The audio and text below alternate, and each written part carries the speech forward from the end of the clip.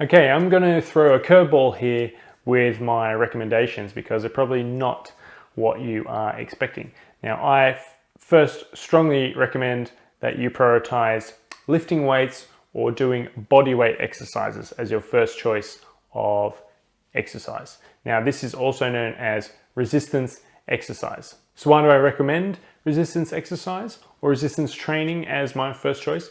Well, the reason is because muscle is more metabolically active than fat. Now, I mentioned this previously very briefly in another video, but the more muscle you have, the greater your metabolic rate. So now this is particularly important and becomes particularly significant when you are losing weight, because when you lose weight, your metabolism, naturally part of the process is that your metabolism goes down. This is your body's natural response. So if you can incorporate this kind of muscle building into your weight loss regime, you'll lose weight and you really limit or even completely nullify that drop in metabolic rate. So you get to where you want to be even quicker without having to do anything extra. Now, in one study, 48 overweight women were placed on a diet of 800 calories per day, which is very low, along with either no exercise, aerobic exercise, or resistance training. So they could compare who did what and what happened.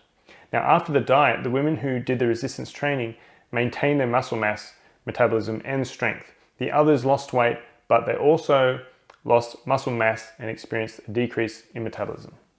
Also, if mobility is a problem for you, then weight training, whatever form of weight training you can do is a great alternative to actually physically getting up and walking or running or cycling or swimming around. That's not to say cardio is not important. It definitely is. But if I had to pick one, and if you want to pick one thing and build upon it, then I would definitely start with resistance training or weights training. Now, it doesn't have to be going to the gym where there's all young guys lifting huge weights and making noises. You can go to a class at the gym, like Les Mills classes, and they're called like body pump and things. Or your local gym might have their own sort of range of classes. But these things tend to incorporate lighter weights, and you do lots of great exercises. That's a good place to start. If you're not part of the gym, that's fine. You can do things at home. You don't need to have weights. There's lots of body weight exercises you can do yourself,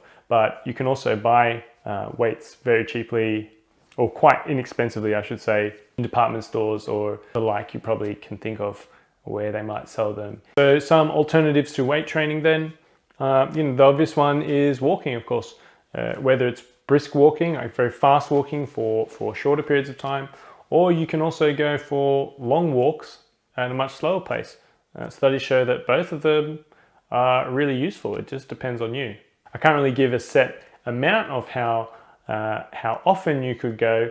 It just depends on you. Obviously, the more the better. There's a saying that I learnt quite a while ago. It was make sure you think of exercise as an opportunity, not an inconvenience. So how can you incorporate more walking into your day? If you work on a few floors up, can you make sure that you always walk up and then take the lift down, or vice versa? You always take the lift up, but you always walk down the stairs instead. So you can develop that into a habit, so that just becomes who you are. You're just the person that walks down the stairs all the time or walks up, depending on how high, but you could take a lift to a certain level and walk the rest. You can park further away from the train station. So many little hacks you can do to incorporate that exercise into your day without it actually being, okay, now I have to allocate a whole hour to go walking. So I have to get all my gear on, have to figure out where I'm going to walk.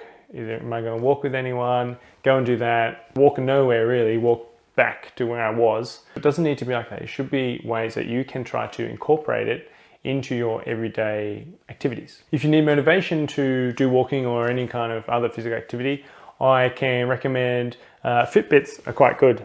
This thing that I have on my wrist, it's a clock. This particular one measures steps, your heart rate, how far you've walked in a day. It's also got a silent alarm, it measures sleep, etc. Now, I'm not in any way affiliated or sponsored by Fitbit. I wish I was. That would be great.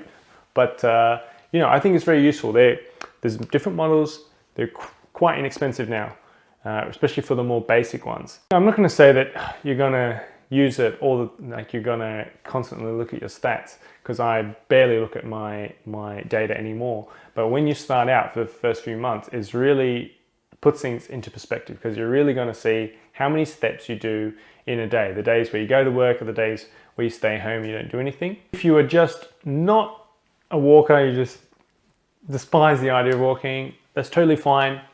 But you've got to sit down and really think about what it is that you might be able to do to increase your activity levels. Is there something that you and your friends could do together that could help motivate you to go? Do you like cycling? Do you like swimming? Do you like to play golf or tennis or other kind of sports where you're up and about?